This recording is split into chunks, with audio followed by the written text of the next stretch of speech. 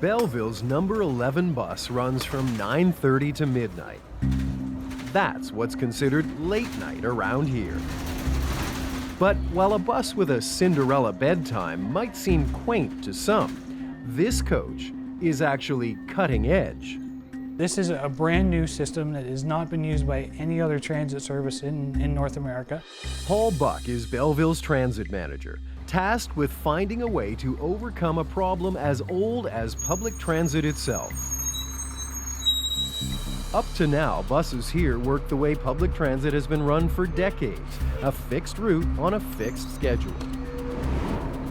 But now this city of 50,000 people is moving to buses booked by an app because the fixed route concept was failing. So we end up running buses around the city to locations where people may or may not be, and it can be inefficient. So Belleville found what it hopes is a better way. An app-based system that turns fixed routes into buses on demand. Passengers can order a public transit pickup the same way they would order a ride-hailing service like Uber or Lyft. You're able to just open up your phone and say, hey, come pick me up? Yeah, I just booked it and said I want the bus at 10 o'clock and it just said okay, and then... How cool is that? I like it, it's good. Besides pickups, the system also allows passengers to pre-select a time they need to be dropped off, and it will formulate the trip based on that drop-off time. Did you put in the time for pickup or the time for drop-off? Time for drop-off. Are you going to make it?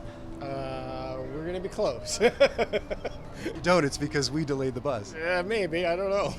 Well, I'm very sorry if we make you late. That's okay.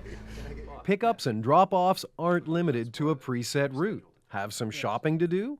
Order a public transit bus to take you there and back.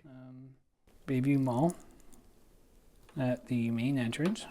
Yes. No, there's no stop there otherwise. This is just somebody Correct. asking you to go to the mall entrance Yes. with your bus to pick them up. Right. Okay. The system is able to take multiple passenger requests, adjust to each one in real time, factor those times and locations in relation to traffic conditions and the bus's GPS position, and instantly calculate the best possible route.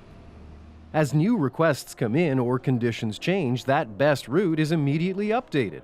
The driver gets the real-time changes on his tablet, passengers on their phones.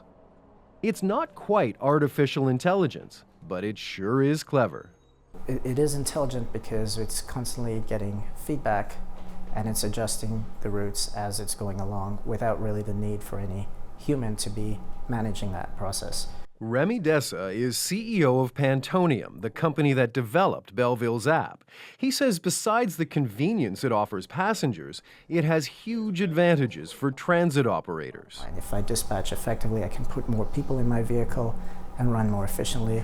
Similarly, I can run at fewer kilometers, less time, that's fewer driver hours, less distance, less cost.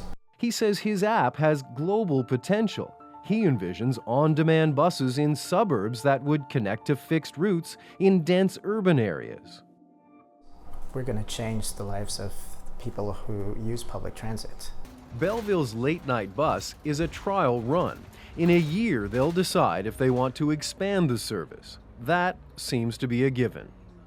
This is the solution that we've always been looking for years, but the technology wasn't there. Now it is. And here, they're prepared to pull out all the stops to take advantage. Aaron Saltzman, CBC News, Belleville, Ontario. It's a pretty neat idea, and Belleville isn't the only city experimenting with its public transit. Austin, Texas paired up with a company called Via to help people living just outside the city. They can order smaller buses that shuttle them to the city's main bus routes. And further north in Arlington, where there is no bus service at all, Via launched a ride-hailing van service. And here at home, the city of Innisfil, Ontario, 45 minutes north of Toronto, it abandoned the idea of public transit altogether. Instead, residents get subsidized Uber rides, which officials figure could save the town up to $8 million a year.